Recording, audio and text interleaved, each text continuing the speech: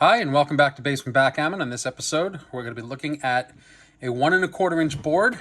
Manufacturer unknown, but my best guess is this is from a company called Cardinal.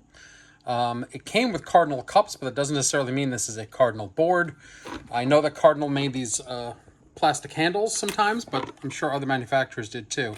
So a bit of a mystery as to who made this. I call this one Lunch Pail, and the reason I call it Lunch Pail is just this reminds me of a working man's backgammon board. I think it's kind of interesting. It's got some nice aesthetic features, but otherwise not particularly well made board or anything like that. Let's go through a little bit of it. First of all, it's covered in a yellow vinyl that's cracking. It's got some damage to it. There's a couple of cracks all over the place.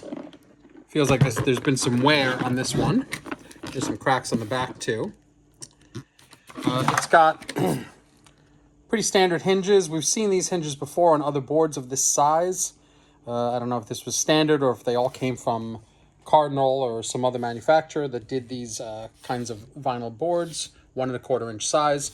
It does have an attractive racing stripe, and I kind of like this one. I'm not a big fan of the racing stripe, but this one has got some pleasing aesthetics to it. It's got dual color. What color is this? Kind of a very dark green and a red, an attractive maroon red, stitched down both sides across the panel. Other than that, it's got a molded plastic handle. Which, by the way, these are not bad, the molded plastic handles. Yeah, they're not the most attractive thing, but they last. These things don't wear off and break like a lot of leather handles do after 50, 60 years. They're still here, and it's got knurled finger grips here. So when you're carrying it, it feels a little bit like a lunch pail. That's why I called it Lunch Pail. It's got these closures, which are pretty standard for this type of board. I prefer these closures over the ones that just simply close over and then click into place. These, because they have a little bit of a lip here, it feels more closed to me than the others do. So when I'm walking around with it, I don't think it's going to fall open. Let's open it up and take a look. Inside we have a cork field with reddish orange points and white points. The field is very, very thin.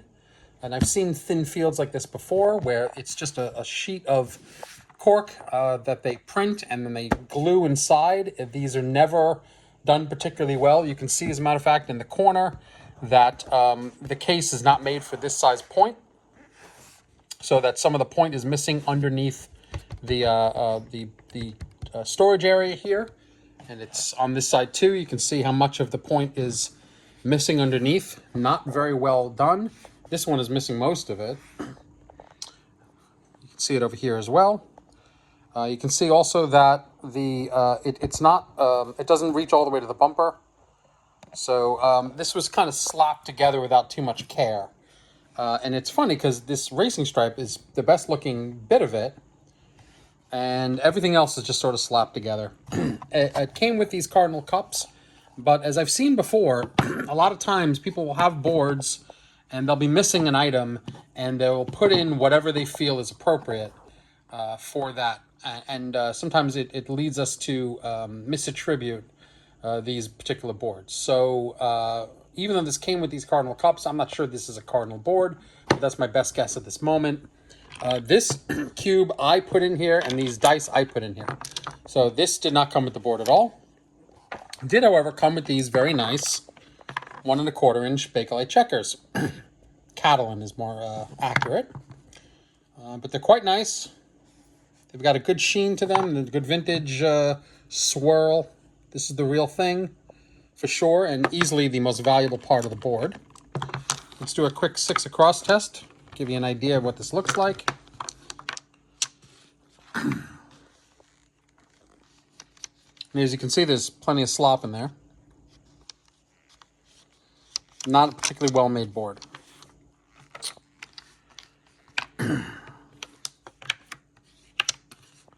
going across.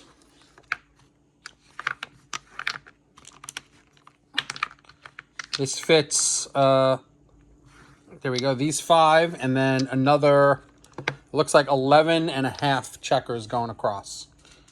Standard travel board size. Let's see what it looks like all together. And we'll do a couple of rolls. Let's put these on the side.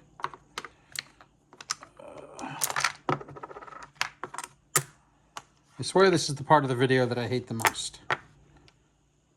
Now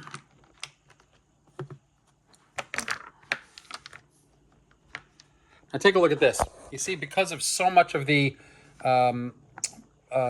field is not measured correctly against the case, that you can see that even when I put the checkers in, they're already covering a little bit of the next point. Even though these are the right size checkers, and they will fit 6 across, it's not proportioned well.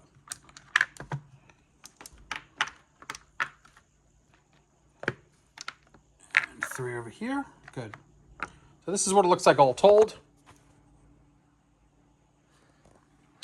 These very thin cork boards, I'm not a big fan of. I like cork that has cushion underneath. It's got a little give to it. This does not. This is just glued right into the case. The case itself, as you can see, the hinges stick out a little bit, and there's a gap in the case.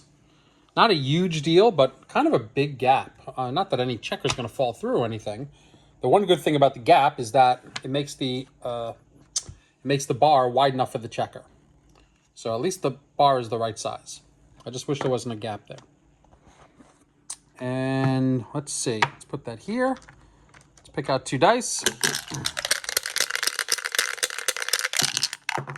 These plastic Cardinal cups, these oval cups, they're fine, but as you can hear, they're very loud when the dice shake in them. They are very, very loud.